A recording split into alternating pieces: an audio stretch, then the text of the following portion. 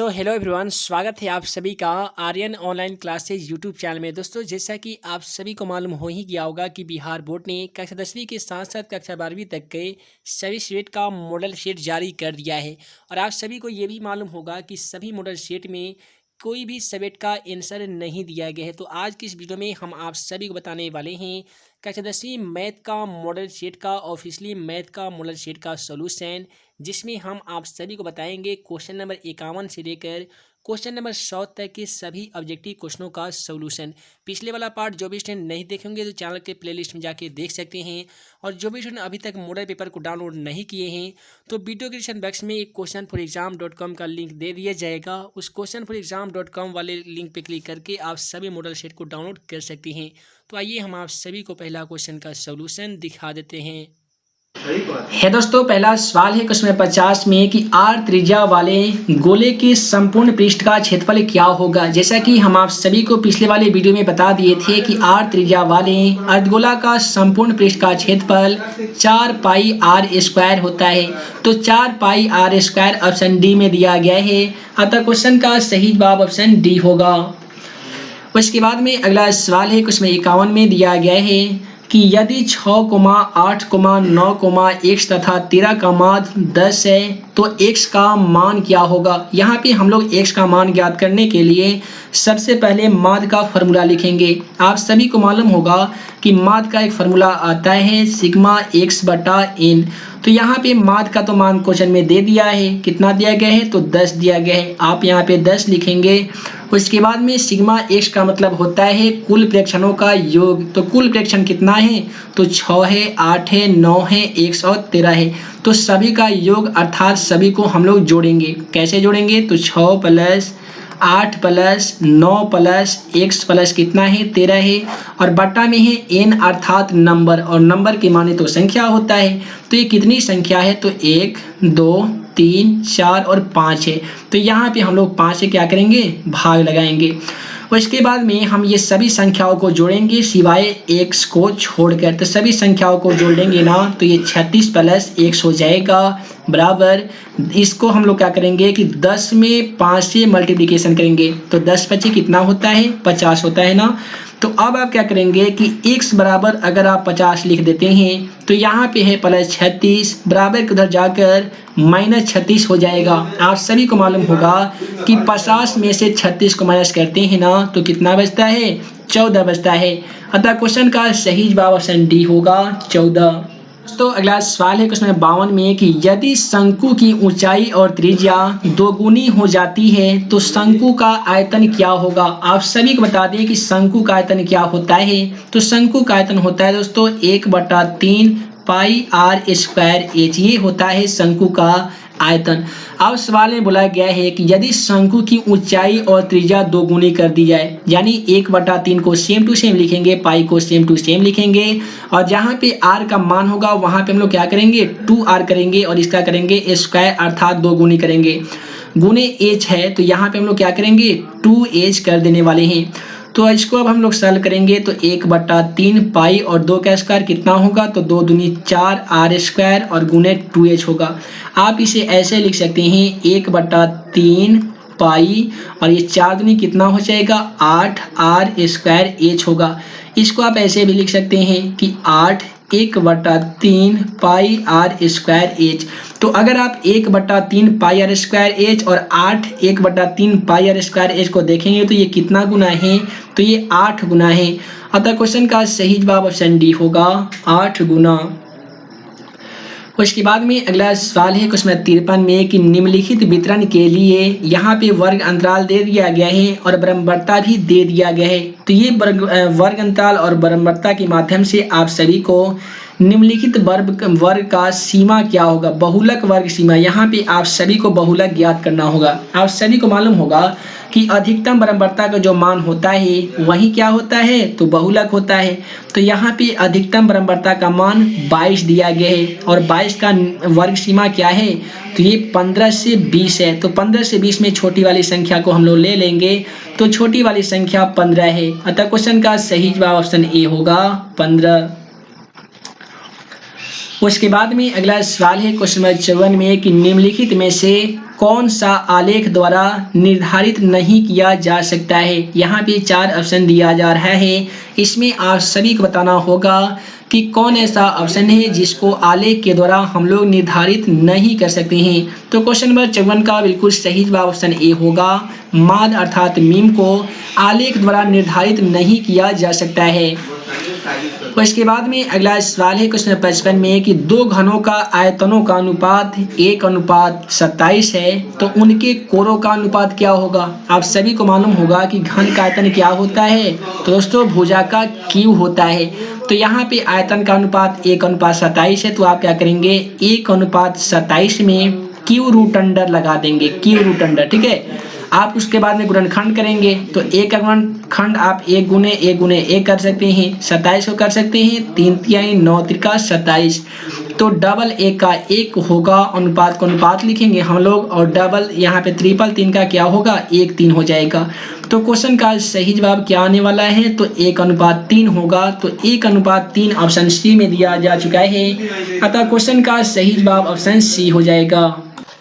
उसके बाद में अगला सवाल है क्वेश्चन 56 में कि यदि tan थीटा बराबर 1 हो तो थीटा का मान क्या होगा। सवाल में पूछा गया है कि आखिर tan में कितने डिग्री का मान 1 होता है। आप सभी को बता दें कि tan में भी तथा cot में 45 डिग्री का मान 1 के बराबर होता है। तो tan 45 बोला जाएगा तो 1 हो जाएगा, और cot 45 बोला जाएगा तो भी 1 होगा। और बोला जाएगा कि यदि tan थीटा बराबर 1 हो तो थीटा का मान कितना होगा, तो 45 डिग्री हो जाएगा। यानी क्वेश्चन का सही जवाब ऑप्शन बी होगा। और इसके बाद में अगला सवाल है क्वेश्चन 57 में। क्वेश्चन 57 में दिया गया है एक्स भुजा वाले समबाहु त्रिभुज का क्षेत्रफल क्या होगा। आप सभी को बता दें कि समबाहु त्रिभुज का क्षेत्रफल क्या होता है, तो रूट अंडर 3/4 गुने भुजा का स्क्वायर होता है। तो इसे हम लोग ऐसे करेंगे, रूट अंडर 3/4 और भुजा का मान कितना दिया गया है, x दिया गया है, तो ऐसा कीजिए x का स्क्वायर कर दीजिए ना। तो क्वेश्चन का सही जवाब ऑप्शन बी होगा, रूट अंडर 3/4 x स्क्वायर वर्ग इकाई। और इसके बाद में अगला सवाल है क्वेश्चन 58 में। क्वेश्चन 58 में बोला गया है कि 52 ताश के पत्तों की एक गड्डी को अच्छी तरह फेंट कर उसमें से यदृच्छा एक पत्ता निकाला जाता है, तो उनके रानी आने की प्रक्रिया क्या होगी। यानी ताश में आप सभी को मालूम होगा कि कुल कितने पत्ते होते हैं, 52 पत्ते होते हैं। तो मान लेते हैं कि ताश के 52 पत्ते को गड्डी से अच्छी प्रकार से क्या किया गया है, फेंट दिया गया है, और उसमें से एक पत्ता यदृच्छा निकाली जाती है, अर्थात बिना दिखे निकाली जाती है। तो निकाली गई पत्ते का क्या प्रक्रिया होगा कि वह पत्ता क्या होगा, रानी होगा। आप सभी को मालूम होगा रानी को आप लोग बीबी के नाम से भी जानते होंगे, और रानी की संख्या कितनी होती है, तो रानी की जो संख्या होती है वो 4 होती है। तो ऐसा कीजिए, प्रक्रिया का तो फॉर्मूला मालूम होगा, अनुकूल परिणामों की संख्या बटा कुल परिणामों की संख्या। तो रानी आने की अनुकूल परिणामों की संख्या 4 होगा, और कुल परिणामों की संख्या कितना होगा, 52 होगा। तो आप ऐसे कटा सकते हैं, 13 चौका 52, अर्थात 1/13 मरतबे कटेगा। तो 1/13 ऑप्शन डी में दिया जा चुका है, अतः क्वेश्चन का सही जवाब ऑप्शन डी होगा। और इसके बाद में अगला सवाल है क्वेश्चन 59 में कि यदि घटना की प्रक्रिया इतना है तो घटना नहीं होने की प्रक्रिया क्या होगा। यानी एक प्रक्रिया दिया जा चुका है तो प्रक्रिया नहीं होने बराबर क्या होगा। तो उसके लिए एक फार्मूला होता है 1 - p × e होता है। कैसे सॉल्व कीजिएगा, तो 1 - प्रक्रिया का मान, प्रक्रिया का मान क्वेश्चन में कितना है दोस्तों, तो 0.08 है, तो लिख दीजिए 0.08। आप a को ऐसे लिख सकते हैं 1.00 - 0.08 लिख दीजिए। इससे क्या होगा कि आपको घटाव बनाने में आसानी होगी। 10 में से 8 को घटा लीजिए, कितना आएगा, 2 आएगा। अब तो ये बच गया होगा कितना, 9 बच गया होगा। 9 में से 0 माइनस कीजिएगा तो भी 9 होगा, दशमलव का दशमलव लगा दीजिए। उसके बाद में तो 0 बच गया होगा, क्योंकि हम लोग दहाई ले चुके हैं। तो ये 0 में से 0 माइनस करेंगे तो कितना होगा, 0 होगा। यानी कुल मिलाकर क्वेश्चन का जो बिल्कुल सही जवाब आने वाला है ऑप्शन ए होगा 0.92। और इसके बाद में अगला सवाल है क्वेश्चन 60 में कि 1 + tan स्क्वायर थीटा बटा 1 + cot स्क्वायर थीटा का मान क्या होता है। आप ऐसा कीजिए, 1 + tan स्क्वायर थीटा को सेम टू सेम लिख दीजिए, 1 + tan स्क्वायर थीटा, और 1 + cot स्क्वायर थीटा को हम लोग तोड़ देंगे, ऐसे लिखेंगे 1 + cot स्क्वायर थीटा। एक फार्मूला आता है 1/cot थीटा बराबर टेन थीटा होता है। तो यहाँ पे हम लोग क्या करेंगे कि एक बटा क्या लिखेंगे, तो लिखेंगे टेन स्क्वायर थीटा। अब नीचे बटा का एलसीएम बनाएंगे, सॉरी जोड़ बनाएंगे, ऊपर वाले 1 प्लस टेन स्क्वायर थीटा को सेम टू सेम लिख दीजिए। ऊपर वाले को हम लोग क्या किए, सेम टू सेम ले आकर लिख दिए। और नीचे एक और टेन स्क्वायर थीटा का एलसीएम क्या होगा, तो दोस्तों टेन स्क्वायर थीटा होगा। क्रॉस मल्टीप्लिकेशन कर दीजिए, एक में एक से गुना कीजिएगा, एक होगा, प्लस को प्लस लिख दीजिए। टेन स्क्वायर थीटा में एक से गुना कीजिएगा, क्या होगा, तो टेन स्क्वायर थीटा होगा।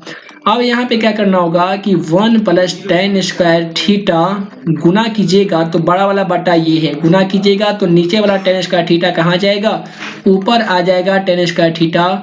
और ऊपर है 1 प्लस टेन स्क्वायर थीटा, तो वो नीचे आएगा 1 प्लस टेन स्क्वायर थीटा। तो 1 प्लस टेन स्क्वायर थीटा से 1 plus ten square theta cut जाएगा, तो क्वेश्चन का सही जवाब टेन स्क्वायर थीटा आ जाएगा। तो यहाँ पे हम लोग ऑप्शन से देख लेते हैं क्वेश्चन 60 में टेन स्क्वायर थीटा दिया जा चुका है या नहीं। तो ten square theta option A में दिया गया है, अतः क्वेश्चन का सही जवाब ऑप्शन ए होगा। उसके बाद में अगला सवाल है क्वेश्चन 61 में बोला गया है कि 0.5 पे रेखीय अर्थात बार दिया गया है, इसको आपको p बटा q के रूप में बदलना होगा। ऐसा कीजिए, 5 पे बार दिया गया है तो 5 लिख दीजिए, एक संख्या के बार है तो क्या कीजिए, एक 9 लिख दीजिए, शॉर्टकट ट्रिक। तो क्वेश्चन का सही जवाब 5/9 हो जाएगा।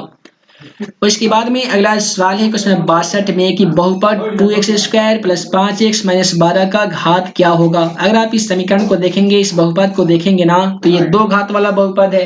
तो दो घात वाले बहुपद को हम लोग क्या कहते हैं, तो द्विघात बहुपद कहते हैं।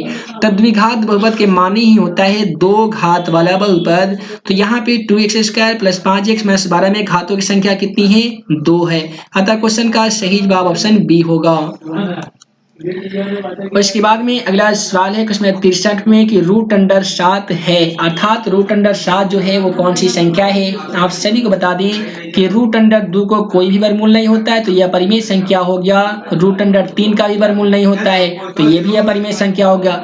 और रूट अंडर 7 का भी वर्गमूल नहीं होता है, अतः ये भी क्या होगा, एक अपरिमेय संख्या हो जाएगा। उसके बाद में अगला सवाल है क्वेश्चन 64 में दिया गया है x into x square plus 2x बराबर क्या होगा। काफी सिंपल सवाल है, ऐसा कीजिए क्रॉस मल्टीप्लिकेशन कीजिए, यानी एक्स स्क्वायर में x से गुना कीजिएगा तो जाहिर सी बात है ये x क्यूब हो जाएगा, प्लस का प्लस लिखिए। और इसी x से अगर 2x में मल्टीप्लिकेशन कीजिएगा तो 2 का तो 2 होगा, और x में x से गुना होगा तो क्या होगा, x स्क्वायर होगा।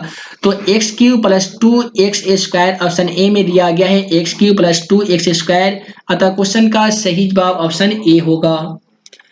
उसके बाद में अगला सवाल है क्वेश्चन 65 में बोला गया है कि 28 और 72 का मौसा क्या होगा। ऐसा कीजिए, 28 यहाँ पे लिख दीजिए और 72 लिख दीजिए और दोनों का गुणनखंड कीजिए। 28 का गुणनखंड कैसे कीजिएगा, इस प्रकार से कीजिए, ये 14 दूना 28, 2 मरतबे लगा दीजिए, 7 दूनी 14 हो गया। तो आप ऐसे लिख सकते हैं 2 गुने 2 गुने 7।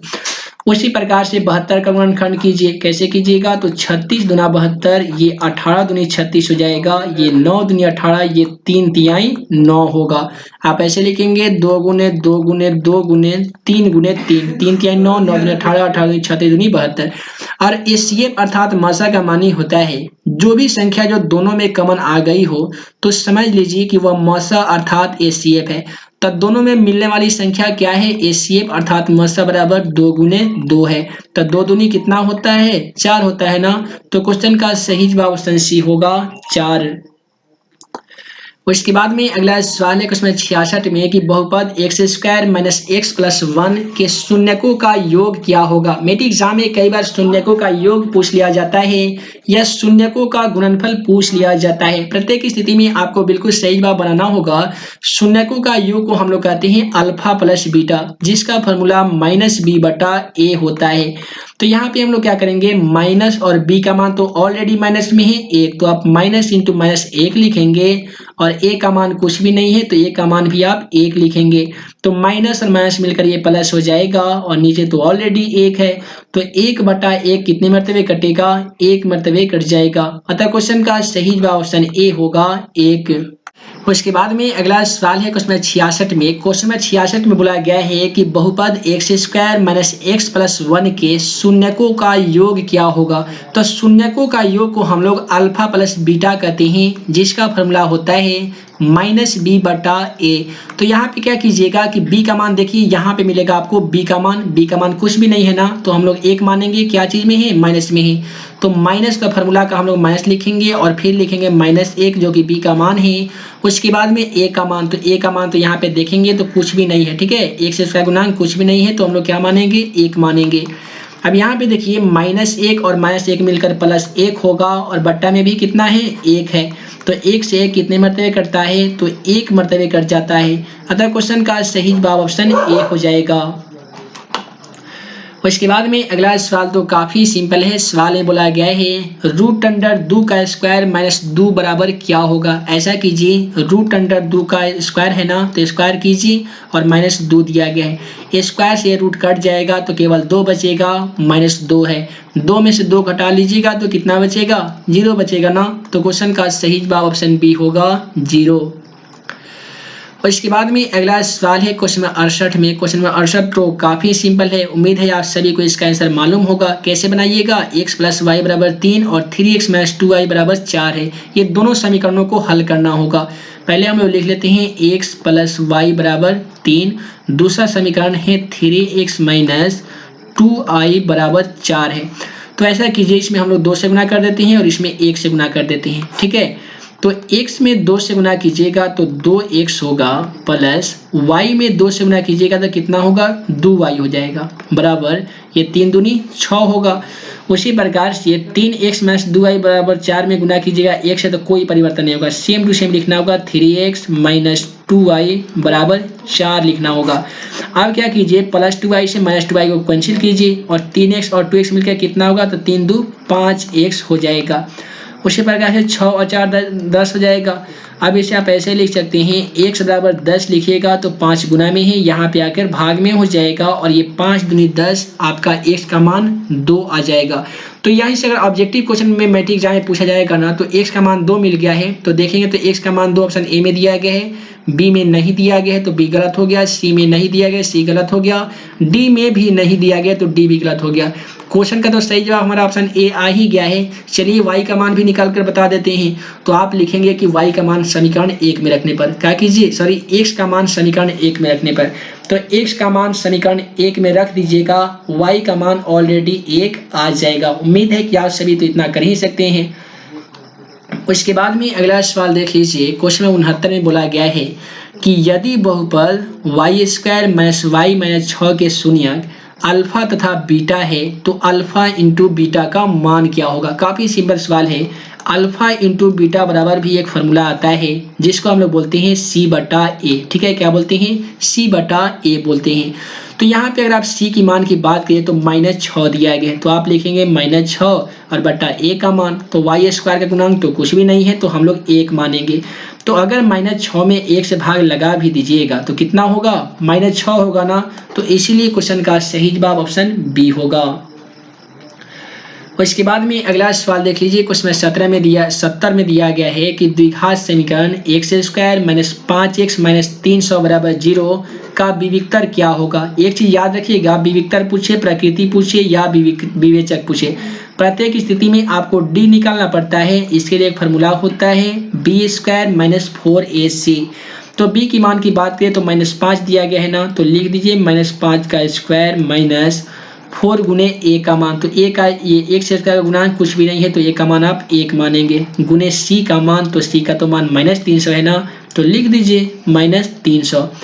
यहाँ पे क्या होगा कि -5 के स्क्वायर 5 × 25, ये माइनस का स्क्वायर +25 हो जाएगा, यहाँ पे भी माइनस और यहाँ पे भी माइनस, तो माइनस और माइनस प्लस होगा।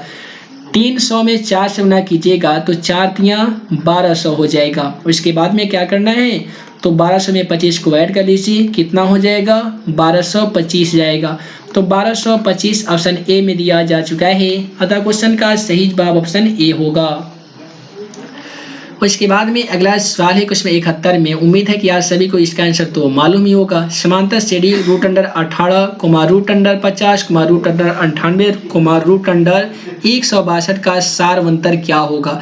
सबसे पहले क्या कीजिए कि 18 को सॉल्व कीजिए तो 2 दूनी 4 और यहाँ पे ऐसा कीजिए 5 25 और दूनी 50 ये हो जाएगा। ऐसे देखिए 50 को हम लोग कर देते हैं तो 5 25 दूनी 50 जाएगा और ये हो जाएगा 3 दूनी 6 6 त्रिका 18। यहाँ पे गुना 2 दूनी 4 4 तियाँ 12 हो गया। ऐसा कीजिए यहाँ पे 3 लिख दीजिए तो ये 3 तिहाई 9 9 दूनी 18 हो गया। तो डबल 3 का 1 3 रूट से निकलेगा तो रूट में 2 बचेगा। डबल 5 का 1 5 रूट से बाहर निकलेगा तो रूट में 2 बचेगा। अब सारवंतर हमें ज्ञात करना है। सारवंतर में हम आप सभी को बताए थे कि डी निकाला जाता है। इसका फॉर्मूला a2 माइनस a1 होता है। तो a2 का मान यहाँ पे क्या होगा तो 5 रूट अंडर 2 होगा। तो आप लिख दीजिए 5 रूट अंडर 2 माइनस a1 का मान। a1 का मान कितना है, a1 का मान अर्थात रूट 18 और रूट 18 को लिख सकते हैं 3 रूट अंडर 2। अब 5 रूट अंडर में से 3 रूट अंडर 2 को घटाइएगा। 5 रूट अंडर 2 में से 3 रूट अंडर 2 को घटाइएगा तो जाहिर सी बात है ये कितना आएगा 2 रूट अंडर 2 आएगा। ऐसे घटा लीजिए 5 में से 3 गया 2 बच गया और रूट 2 लगा दीजिए। तो 2 रूट अंडर 2 ऑप्शन बी में दिया जा चुका है। अतः क्वेश्चन का सही जवाब ऑप्शन बी होगा।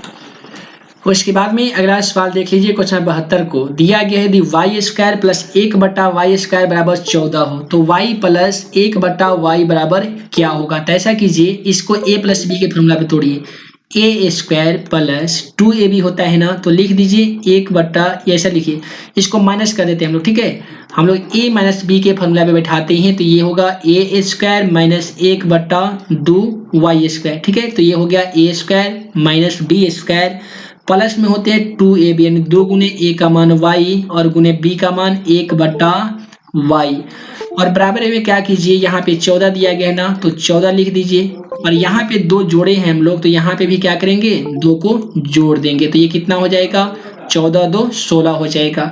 आप इतने के बदले में ऐसे लिख सकते हैं a प्लस बी का स्क्वायर भी आप सभी लिख सकते हैं, ठीक है। ये प्लस बी का है ना तो ऐसा लिखिए y प्लस 1 बटा वाई का स्क्वायर कीजिए और यहाँ पे कितना है 14 2 16 है, ठीक है। अब क्या कीजिएगा कि अब निश्चित है कि y प्लस 1 बटा वाई पर से स्क्वायर हटाइएगा तो रूट पर क्या आएगा प्लस माइनस में रूट आएगा। तो y प्लस 1 बटा वाई पर से हम लोग स्क्वायर हटा दिए हैं तो 16 पर प्लस माइनस में रूट आ जाएगा। आप सभी को बता दें कि 1 बटा वाई यानी y प्लस 1 बटा वाई बराबर ये 16 क्या कीजिएगा और 16 का वर्गमूल कितना होता है 4 होता है जो कि प्लस माइनस में होता है, ठीक है। तो प्लस माइनस में 4 ऑप्शन यहाँ पे देखिएगा तो डी में दिया गया है। प्लस माइनस 4 किस में दिया गया है ऑप्शन डी में दिया गया है। अतः क्वेश्चन का सही जवाब ऑप्शन डी होगा। उसके बाद में अगला सवाल देख लीजिए क्वेश्चन 73 को। क्वेश्चन 73 तो काफी सिंपल है। बोला गया यदि समांतर श्रेणी का nवां पद 6n-2 हो तो पहला पद क्या होगा। ऐसा कीजिए 6 और गुने n का मान पहले 1 रख के दिखिए और माइनस 2 है तो क्या होगा 6 कम 6 माइनस 2 बराबर क्या हो जाएगा 4 हो जाएगा। तो यही ना होगा आपका 4a का मान अर्थात पहला पद। तो क्वेश्चन का सही जवाब यहाँ पे क्या होगा ऑप्शन बी हो जाएगा। उसके बाद में अगला सवाल है क्वेश्चन नंबर 74 में। क्वेश्चन नंबर 74 में बोला गया है कि बिंदु -6,10 में कोटि का मान क्या होगा। कई बार मैट्रिक एग्जाम में भुज पूछ लिया जाता है, कई बार कोटि पूछा जाता है। याद रखिएगा भुज पूछा जाएगा तो x वाला मान जो होता है वो भुज होता है, ठीक है। x वाला मान भुज होता है और कोटि बोला जाएगा तो y का जो मान होता है वो कोटि होता है। और कोई भी बिंदु जैसे दिया गया -6,10 तो इसमें x का मान पहला वाला y का मान दूसरा वाला। तब बोला गया कोटि का मान क्या होगा तो कोटि का मतलब y वाला मान और y वाला मान इसमें कितना है 10 है ना। तो इसीलिए क्वेश्चन का सही जवाब ऑप्शन बी होगा 10। उसके बाद में अगला सवाल क्वेश्चन नंबर 75 तो केवल फार्मूला पूछा गया है कि sec square a minus tan square a बराबर क्या होता है। तो जिस प्रकार से sine square theta plus cos square theta का मान 1 होता है उसी प्रकार से sec square a minus tan square a बराबर भी क्या होगा 1 होगा। इसलिए क्वेश्चन का सही जवाब ऑप्शन बी होगा। उसके बाद में अगला सवाल देख लीजिए क्वेश्चन 76 में। क्वेश्चन 76 में बोला गया है कि यदि x, y, z समांतर श्रेणी में है तो y बराबर क्या होगा? तो y बराबर क्या होगा, इसके लिए आपको d ज्ञात करना होगा। d कैसे ज्ञात कीजिएगा? तो आप सभी को तो फॉर्मूला मालूम होगा, a2 माइनस a1 होता है। तो a2 का मान कितना हो जाएगा यहाँ पे y माइनस और a1 का मान x होगा। उसके बाद में आप d2 ज्ञात करेंगे तो यहाँ पे a3 माइनस a3 का मान z होगा और माइनस a2 का मान y होगा। अब ये दोनों को आपको क्या करना होगा, इक्वल करना होगा। आप इक्वल ऐसे करेंगे y माइनस x फिर बराबर क्या है z माइनस y है, यही है ना। तो अब क्या कीजिए कि y और ये माइनस y है तो बराबर की तरह पर ये क्या हो जाएगा, प्लस y हो जाएगा। बराबर ये कितना है, z है तो आप z लिख दीजिए। ये प्लस x है तो क्या हो जाएगा, सॉरी माइनस x है तो प्लस x हो जाएगा। अब ये y में y को जोड़ दीजिएगा तो जाहिर सी बात है 2y हो जाएगा। यहाँ पे है z प्लस x, इसे आप लोग ऐसे लिख सकते हैं कि y बराबर z प्लस x लिखते हैं तो दो यहाँ पे गुना में है यानी मल्टीप्लिकेशन में है, बराबर की तरफ जाकर ये भाग में होगा 2। तो y का जो मान आ गया है z प्लस एक्स बटा 2 आ गया है। तो z प्लस एक्स बटा 2 देख लीजिए ऑप्शन में। तो अगर आप क्वेश्चन नंबर 76 का ऑप्शन में देखेंगे ना तो z प्लस एक्स बटा 2 ऑप्शन बी में दिया गया है, अतः क्वेश्चन का सही जवाब ऑप्शन बी होगा।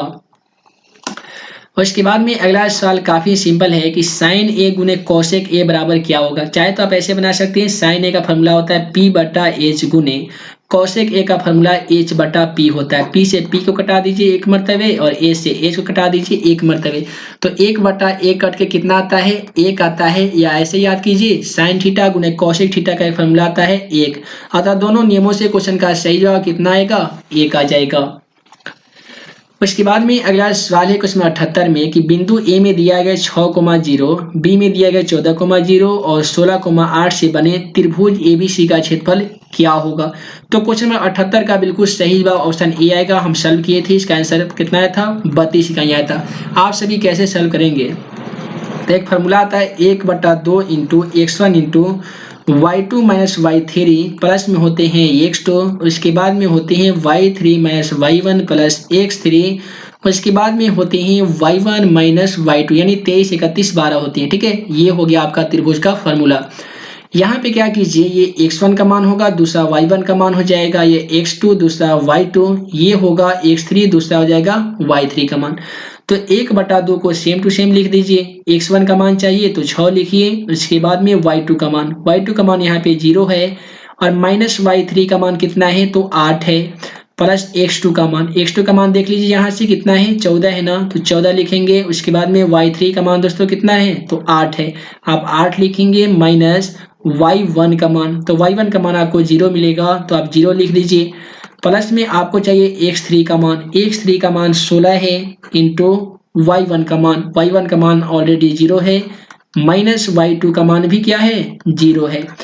उसके बाद में क्या कीजिए, इसको सॉल्यूशन कीजिए। 1/2 को सेम टू सेम लिख दीजिए, 1/2 को हम लोग क्या लिख दिए हैं 1/2 लिख दिए हैं। उसके बाद में क्या करेंगे कि 6 को 6 लिखेंगे, कोष हटता है तो गुना लिखते हैं। 0 में से अगर 8 घटा दीजिएगा तो कोई फर्क नहीं पड़ेगा, ये माइनस 8 ही होगा। फिर प्लस 14 कोष हटाइएगा तो गुना हो जाएगा 8 प्लस 16 का 16 लिखिए, कोष हटेगा तो गुना, ये क्या होगा 0 में 0 घटेगा तो ये 0 ही होगा। अब क्या कीजिएगा कि 1/2 कोष्ट का कोष्ट लिखिए और ये 8 छग ये माइनस 48 होगा और ये हो जाएगा यहाँ 14 8 112 होगा और ये प्लस ये क्या हो जाएगा 0 हो जाएगा। आप इसका सॉल्यूशन क्या लीजिएगा, सॉल्यूशन कैसे कीजिएगा 1/2 कोष्ट हटता है तो गुना लिखते हैं। अब ये 12 में से 8 जाएगा तो नीचे देखिए 4 बचेगा, ये 10 बच गया होगा, 10 में से 4 घटाइएगा तो कितना आएगा 6 आएगा। आप इसे कटा दीजिए, 32 दूनी 64 देख लीजिए आ गया ना। क्वेश्चन का सही जवाब 32 इकाई, यानी क्वेश्चन का जो बिल्कुल सही जवाब होगा ना ऑप्शन ए होगा। अगला सवाल है त्रिकोणमिति से लिया गया है क्वेश्चन नंबर 79 में कि cot into 90 degree minus theta बराबर क्या होता है। तो दोस्तों आप सभी को बता दें कि cot into 90 degree minus theta बराबर tan थीटा होता है और tan into 90 degree minus theta बराबर cot थीटा होता है। तो फिलहाल यहाँ पे बोला गया है cot into 90 degree minus theta बराबर क्या होगा तो tan थीटा होगा, यानी क्वेश्चन का बिल्कुल सही जवाब ऑप्शन बी होगा। अगला सवाल में तो केवल फार्मूला पूछा गया है। त्रिभुज के शीर्षों के निर्देशांक x1, y1, x2, y2, x3, y3 है तो केंद्रक का निर्देशांक क्या होगा? तो केंद्रक का निर्देशांक होता है x1 plus x2 plus x3 बटा 3 और y1 plus y2 plus y3 बटा 3। तो ऑप्शन ए में देखेंगे तो बटा में 2 दिया गया है, इसीलिए आपका ऑप्शन ए गलत हो गया है। x1 plus x2 plus x3 बटा 3, y1 plus y2 plus y3 बटा 3 ऑप्शन बी में दिया गया है, इसलिए क्वेश्चन का सही जवाब ऑप्शन बी होगा। यहाँ पे देखते हैं तो ये माइनस में दिया गया था, तो ये कभी सही नहीं हो सकता है। तो क्वेश्चन का बिल्कुल सही जवाब ऑप्शन बी होगा। उसके बाद में अगला सवाल देख लीजिए। अगला सवाल है कि sine 20 degree minus cos 70 degree का मान क्या होगा? तो ऐसा कीजिए, साइन 20 को तोड़ दीजिए। आप कीजिएगा कि साइन इंटू 90 डिग्री में से 20 घटाइएगा तो कितना बचेगा? 70 डिग्री बचेगा। और माइनस कॉस 70 डिग्री को सेम टू सेम लिखना है। तो साइन में से sine into 90 degree minus theta बराबर क्या फॉर्मूला आता है? तो कॉस थीटा आता है। थीटा का मान 70 डिग्री है और माइनस यहाँ पे ऑलरेडी है कॉस 70 डिग्री। आप कटा दीजिएगा तो भी जीरो आंसर आएगा, या कॉस 70 डिग्री में से कॉस 70 डिग्री को घटा दीजिएगा तो भी कितना आंसर आएगा? 0 डिग्री आएगा। यानी कुल मिलाकर क्वेश्चन का सही जो जवाब आने वाला है ना, वो क्या आने वाला है? ऑप्शन बी आने वाला है, 0। और इसके बाद में अगला सवाल देख लीजिए। क्वेश्चन 82 में बोला गया है कि 1 प्लस कॉस 4a बराबर क्या होगा? आप इसे ऐसे लिख सकते हैं कि जो फॉर्मूला एक आता है ए स्क्वायर, देखिए यहाँ पे हम लोग फॉर्मूला लिखते हैं। फॉर्मूला एक आता है ए स्क्वायर माइनस बी स्क्वायर बराबर ए प्लस बी इंटू होता है ए माइनस बी। ठीक है, तो यहाँ पे हम लोग ऐसा करते हैं ए स्क्वायर माइनस बी स्क्वायर करते हैं। कैसे कीजिएगा? तो ए का स्क्वायर माइनस कॉस स्क्वायर ए का स्क्वायर, तो ये बन गया A square minus B square. तो इसको हम लोग ऐसे भी लिख सकते हैं कि 1 प्लस कॉस स्क्वायर ए, और कोस में लिख सकते हैं क्या चीज? Sine square. ठीक है, तो इस प्रकार से क्वेश्चन का सही जवाब ऑप्शन बी होगा, साइन स्क्वायर ए। और 1 माइनस साइन स्क्वायर ए भी यहाँ पे 1 प्लस कॉस स्क्वायर ए है ना, तो ये कॉस स्क्वायर और 1 minus cos square option C में दिया गया है। अतः क्वेश्चन का सही जवाब ऑप्शन सी होना चाहिए। इसका हम थोड़ा यहाँ पे कंफ्यूजन है, आप इसका सही जवाब कमेंट बॉक्स के माध्यम से बता सकते हैं। अगला सवाल देख लीजिए क्वेश्चन 83 को कि यदि रूट अंडर 2 कॉस थीटा बराबर 1 हो तो थीटा का मान क्या होगा? ऐसा कीजिए, कॉस थीटा बराबर 1 लिखिए, रूट अंडर 2 यहाँ पे गुना में है, क्या चीज में आएगा? भाग में आएगा। अब आपको ये देखना है कि कॉस में कितने डिग्री का मान 1 बटा रूट अंडर 2 होते हैं। तो कॉस के साथ साथ साइन में भी 45 डिग्री का मान 1 बटा रूट अंडर 2 होते हैं ना, इसलिए क्वेश्चन का सही जवाब ऑप्शन बी होगा। उसके बाद में अगला सवाल है क्वेश्चन 84 में कि tan थीटा बराबर p बटा क्यू हो तो cos theta plus sine theta बटा cos theta minus sine theta का मान ज्ञात कीजिए। यहाँ पे p बटा b का मान दिया गया है, h ज्ञात करना होगा। h ज्ञात करने का फॉर्मूला क्या है? तो p square plus b square है। तो p का मान ऑलरेडी p है तो p स्क्वायर हो जाएगा, b का मान q है तो ये q स्क्वायर हो जाएगा। तो इस प्रकार से h का मान आ गया है। ज्ञात करना है साइन और cos का, तो ऐसा कीजिए, लिख दीजिए साइन थीटा बराबर p बटा h। तो p का मान ऑलरेडी p है और h हम लोग कितना ज्ञात किए हैं? p square plus Q square. तो आप लिखिएगा p square plus Q square. उसी प्रकार से ज्ञात कर लीजिएगा cos थीटा का, फॉर्मूला लगेगा b बटा h। तो b का मान कितना है? q है, और h का मान हम लोग ज्ञात किए हैं p square plus Q square.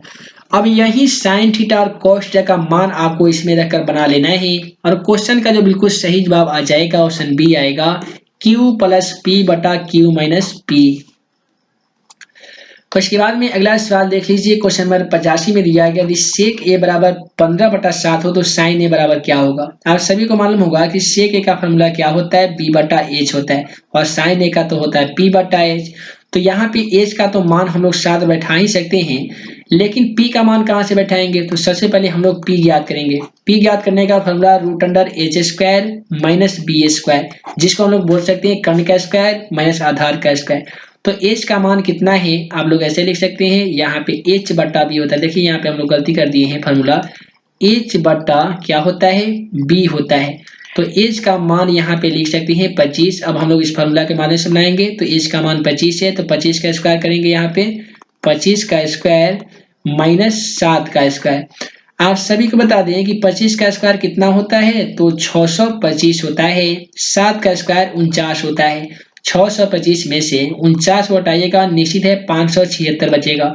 और 576 का वर्गमूल 24 होता है। तो p का मान कितना आया, 24 आया ना। तो इसीलिए क्वेश्चन का सही जवाब 24/25 होगा। तो 24/25 ऑप्शन ए में दिया गया है, अतः क्वेश्चन का सही जवाब ऑप्शन ए होगा। उसके बाद में अगला सवाल देख लीजिए क्वेश्चन 86 में कि tan स्क्वायर 45 डिग्री -1 बराबर क्या होगा। ऐसा कीजिए कि tan स्क्वायर 45 को सेम टू सेम लिखिए और -1 है बराबर की तरफ जाकर ये +1 हो जाएगा।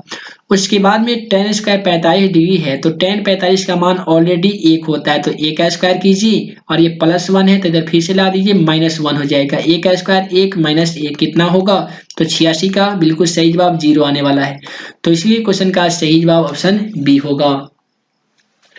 उसके बाद में अगला सवाल देख लीजिए क्वेश्चन 87 में दिया गया है कि 1 + tan स्क्वायर ए बटा sec स्क्वायर ए बराबर क्या होता है। तो ऐसा कीजिए 1 + tan स्क्वायर ए बराबर फॉर्मूला आता है sec स्क्वायर ए और बटा यहाँ पे भी क्या है, sec स्क्वायर ए है। तो दोनों से दोनों कट जाएगा तो क्या बचेगा, 1 बचेगा ना। इसीलिए क्वेश्चन का सही जवाब ऑप्शन सी होगा। और इसके बाद में अगला सवाल है क्वेश्चन 89 में कि एक संयागत पासा फेंका गया है तो एक रूट संख्या आने की प्रक्रिया क्या होगी। रूट संख्या अर्थात आभास संख्या। तो आप सभी को मालूम होगा कि पासा पर 1 2 3 4 के साथ साथ 5 तथा 6 तक कुल संख्या होती है। इसमें रूट संख्या खोजिएगा तो 2 मिलेगा, 3 मिलेगा, 5 मिलेगा।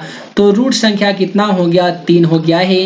कुल संख्या कितना है, 6 है। तो 3/6 कितने मरतबे करता है, तो 1/2 मरतबे करता है ना। तो इसलिए क्वेश्चन का सही जवाब ऑप्शन बी होगा 1/2। उसके बाद में अगला सवाल है कि यदि दो वृत्तों का क्षेत्रफलों का अनुपात 4:25 है तो उनके त्रिज्याओं का अनुपात क्या होगा। काफी सिंपल सवाल है। क्वेश्चन का क्या कीजिएगा कि 4 में भी रूट लगा दीजिए और 25 में भी रूट लगा दीजिए। 4 का वर्गमूल 2 होता है, 25 का वर्गमूल 5 होता है। तो 2:5 ऑप्शन डी में दिया गया है, अतः क्वेश्चन का सही जवाब ऑप्शन डी होगा। उसके बाद में अगला सवाल है क्वेश्चन नंबर 91 में कि अच्छी प्रकार से फेंटी गई एक ताश की गड्डी में से एक पत्ता यदृच्छा निकाली जाती है तो इसके लाल रंग के तस्वीर वाला पत्ता होने की प्रक्रिया क्या होगी। देखिए इसमें दोनों जो क्वेश्चन है उसको क्या किया गया है, यहाँ पे चेंज किया गया है। तो ऐसा कीजिए कि लाल तस्वीर वाला पत्ता कितना होता है, पूरे ताश की गड्डी में 12 होता है और कुल परिणामों की संख्या कितना होता है, तो 52 होता है।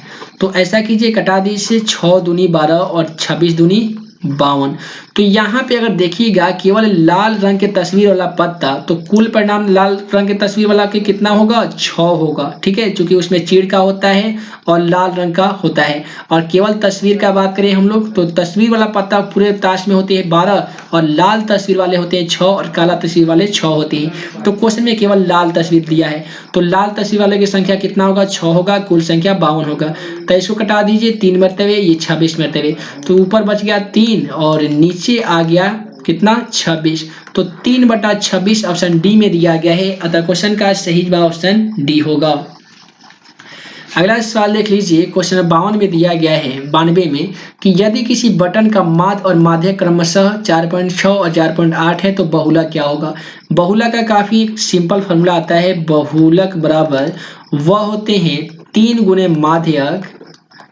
माध्यक माइनस 2 गुणे माध्य होते हैं, माइनस 2 गुणे माध्य एक फॉर्मूला होता है बहुलक का।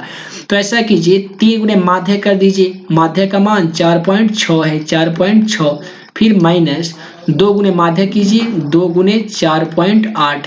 तो 3 गुणे 4.6 कीजिएगा तो कितना होता है, यहाँ पे 14.4 हो जाएगा। उसके बाद में 4.8 में 2 से गुणा कीजिएगा तो कितना होगा, तो ये सीधे कर दीजिए 4899 होता है तो 9.2 होगा। तो 14.4 में से 9.2 को माइनस कीजिएगा तो कितना होगा, तो 5.2 होगा। इसलिए क्वेश्चन का सही जवाब ऑप्शन सी होगा 5.2। उसके बाद में अगला सवाल है क्वेश्चन नंबर 93 में कि प्रेक्षण 8, 12, 7, 14 इतना का माध्यक क्या होगा। माध्यक ज्ञात करने के लिए हम लोग क्या करते हैं, दी गई संख्याओं को बढ़ते क्रम में सजाते हैं। तो इसमें सबसे छोटी संख्या कितना है, 6 है, उससे बड़ी संख्या 7 है, उससे बड़ी संख्या 8 है और 9 नहीं है, 9 के बाद में 10 भी नहीं है, 11 भी नहीं है, 12 है और 14 है। ठीक है, 7 8 यहाँ पे लिख देते हैं, 12 है 14 है और 15 है। बढ़ते क्रम में संख्या को सजा लिए हैं, दोनों से जोड़ा लगा दीजिए, बीच में जो भी संख्या बचेगा उसको हम लोग क्या करेंगे, जोड़ के और 2 से भाग लगाएंगे। तो 12 8 20/2 करेंगे तो कितने मरतबे कटेगा, 10 मरतबे कटेगा। इसका एक आसान तरीका है, ये कुल संख्या कितना है तो 2 4 6 है। तो 6 को क्या करेंगे, 6 + 1/2 करेंगे तो ऐसा छोड़ दीजिए, ठीक है। सीधे n + 1/2 कीजिए या दोनों से जोड़ लगाइए, बीच में जो संख्या बच जाएगा दोनों को जोड़ के 2 से भाग लगा दीजिए। क्वेश्चन का सही जवाब आपका ऑप्शन बी आएगा 10। 12 8 20/2 कट के 10 आएगा। अगला सवाल है कि माध्य का 3 गुना और माध्य का 3 गुना और माध्य का 2 गुना का अंतर बराबर क्या होता है। तो अभी ना हम लोग क्वेश्चन को बनाए हैं कि माध्य का 3 गुना और माध्य का 2 गुना क्या बनाए हैं, बहुलक बनाए हैं। तो इसका अंतर क्या कहलाएगा, तो बहुलक कहलाएगा ना।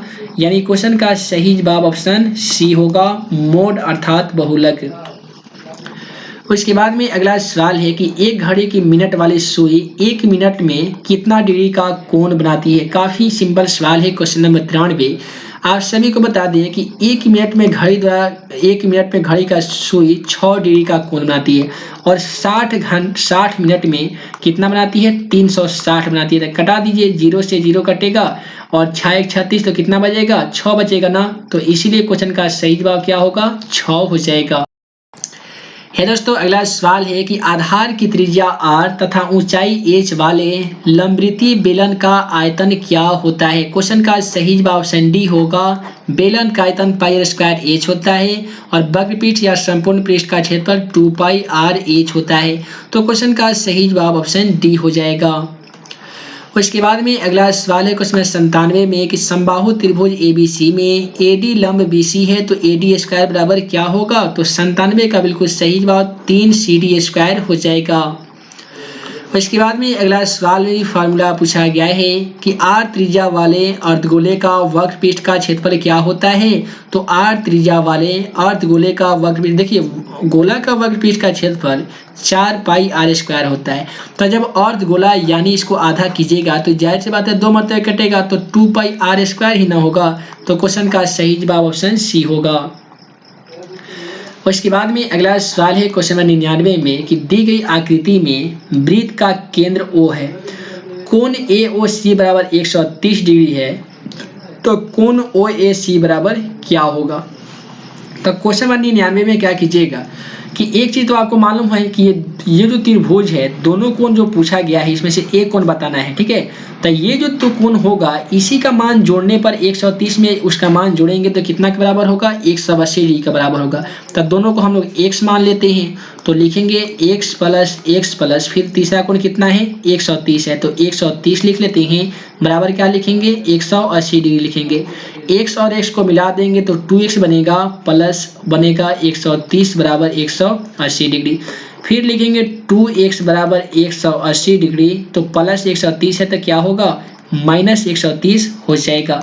इसे हम लोग ऐसे कर सकते हैं क्वेश्चन नंबर 99 को कि 2x बराबर 180 में से 130 को घटा लेते हैं तो कितना होगा 50 होगा। 50 से ना होगा, देखिए 10 में से 0 0 0 हो गया, 8 में से 3 घटेगा 5 1 खत्म, देखिए 50 होगा। x बराबर कीजिएगा 50 तो ये दो गुना में 2 है तो कथी में आएगा, भाग में आएगा, तो कट के कितना आएगा 25 आएगा। तो एक कोण आ गया है हमारा 25।